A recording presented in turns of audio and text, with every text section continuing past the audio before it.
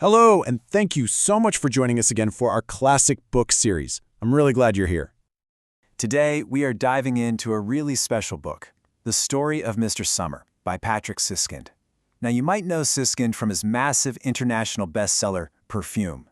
But the thing about him is, he's famously reclusive. He avoids the spotlight, refuses awards, doesn't do interviews. He's a total mystery, which, honestly, makes him the perfect person to tell this particular story.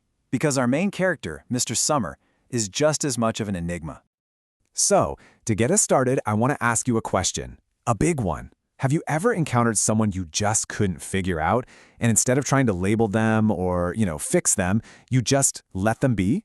This simple act of not interfering, of respecting a world you can't quite enter, is really the quiet beating heart of the story of Mr. Sommer. Okay, so our story is told through the eyes of a young boy growing up in a small German village. But the real center of this universe, the sun that everything orbits around, is this incredibly mysterious figure named Mr. Sommer. He's someone everybody sees every single day, but no one really knows at all.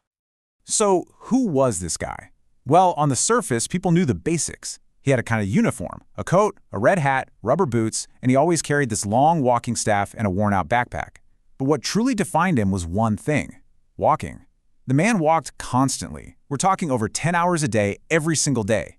It didn't matter if it was a thunderstorm, a blizzard, a brutal heat wave, Mr. Sommer was out there walking. And the strangest part? He never seemed to be going anywhere in particular. He just walked, as if pushed by some invisible, unstoppable force, while his wife stayed home making dolls to make ends meet. And this created such a strange paradox in the village. Mr. Sommer was as constant and predictable as a mountain or a tree in the narrator's childhood. The boy would see him while he was learning to ride his bike, or climbing trees, or on his way to piano lessons. He was just there, a fixture of the landscape, but he was never ever a part of it. He was like a ghost moving through their world, completely separate from everyone else, defined only by this one, constant, totally baffling action. So, naturally, the whole town is watching this guy, and they're all trying to figure out why. What is he doing? Is he protesting something? Is he running from something? But the book suggests it's way deeper than that. His walking wasn't an act against the world, it was the purest expression of his own world. It was his will to simply exist. To really get this, it helps to think about another amazing book, Hong Kong's The Vegetarian. In that story, the main character, Young Hai, stops eating meat after having a terrible nightmare.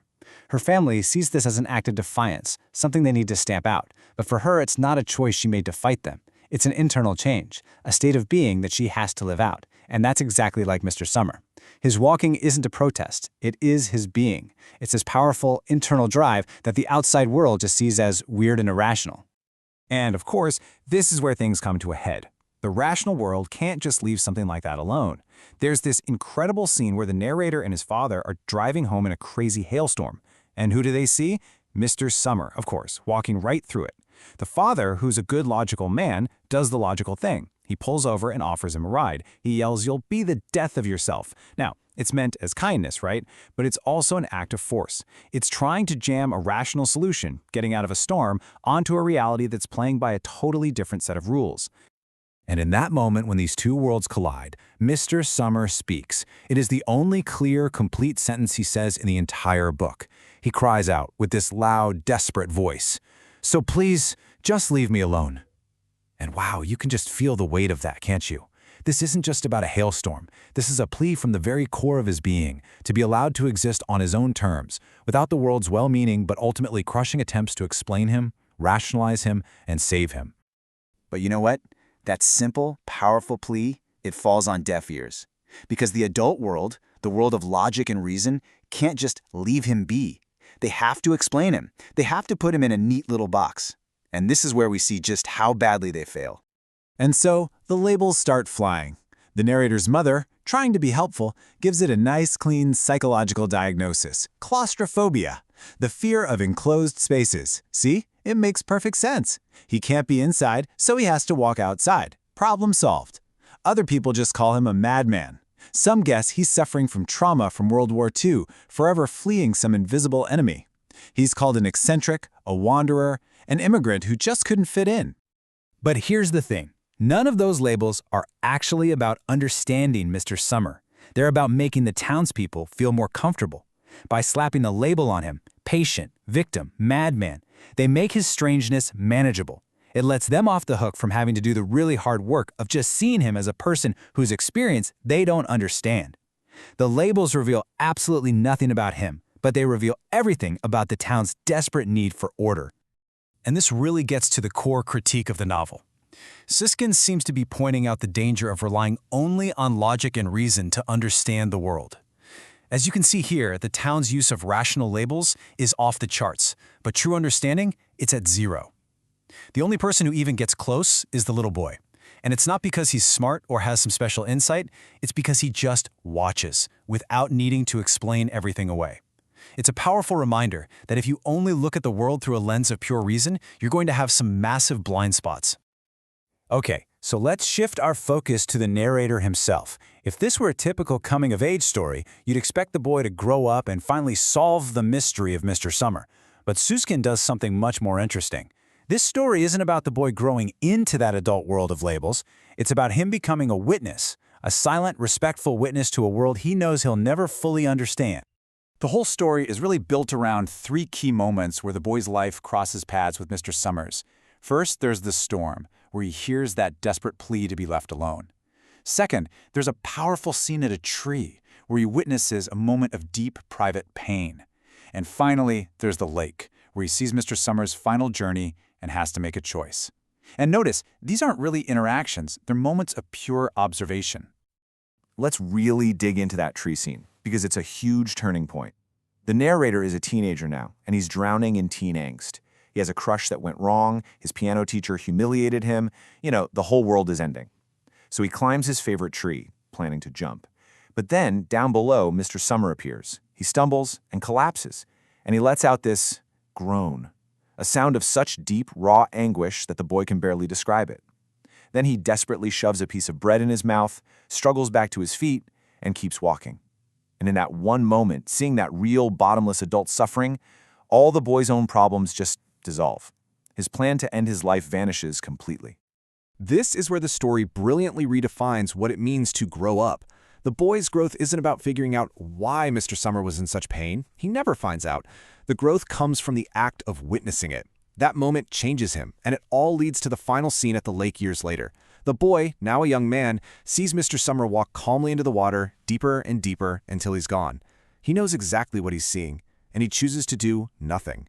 He doesn't scream, he doesn't call for help, he doesn't tell a soul. And the narrator makes it very clear. His silence wasn't out of fear or shock or guilt. It was a conscious decision. It was an act of profound empathy. He was finally giving Mr. Sommer the one and only thing he ever asked for. He was honoring the memory of that voice in the storm and that groan of pain under the tree. By staying silent, the boy showed a maturity that was light years beyond the so-called rational adults in his life. He finally understood that the greatest respect he could show Mr. Sommer's world was to not interfere with it. In the end, Mr. Sommer just vanishes. People in the town forget about him, assuming he just wandered off somewhere. But the book doesn't let us off that easily. It turns the question back on us, the readers. Do you remember Mr. Sommer? Because he represents every person we've ever seen but failed to understand. Every person who lives by a set of rules that our logical world just can't compute. And maybe, just maybe, he's not just some strange man out there. Maybe Mr. Sommer represents a part of ourselves, that little voice inside that wants to walk without a destination, the part that longs to be free from the constant pressure to explain who we are, to fit in a box, to be productive. The part of us that sometimes just wants to scream, "Please, just leave me alone." And that connection feels even stronger when you look at the author himself. I mean, the parallels between Patrick Süskind and Mr. Sommer are just impossible to ignore. Süskind is a ghost in the literary world. He refuses to be photographed, he turns down awards, he never gives interviews. Just like Mr. Sommer, he avoids the public eye entirely. It's really hard not to hear Mr. Sommer's plea, "So please, just leave me alone," as a very personal cry from the author himself, a plea to be left to do his work without being picked apart by the world. So after all this, what's the big takeaway? Why does this little story pack such a punch? Well, it doesn't give you some grand moral about the meaning of life or a 5-step plan to be a better person. The wisdom here is much quieter, much more subtle, and, I think, much more meaningful. The real wisdom of this story is this: the deepest form of understanding isn't always about analyzing and explaining. Sometimes it's just about accepting. It's about the radical act of respecting another person's world, especially when you don't get it. It's recognizing that helping can sometimes be a form of violence, and that true compassion can look like quiet, respectful silence. Sometimes the kindest thing you can do is just let someone be. So I'll leave you with this final thought to carry with you. We live in a world that is so quick to judge, to label, to fire off an opinion. What would change in our lives and in the world if we all chose to observe a little more and define a little less? What incredible things might we see if we just allowed people, and maybe even the stranger parts of ourselves, to simply exist, without demanding a reason why? I'll be back with another classic for us to explore together. Until then, see you next time. Bye!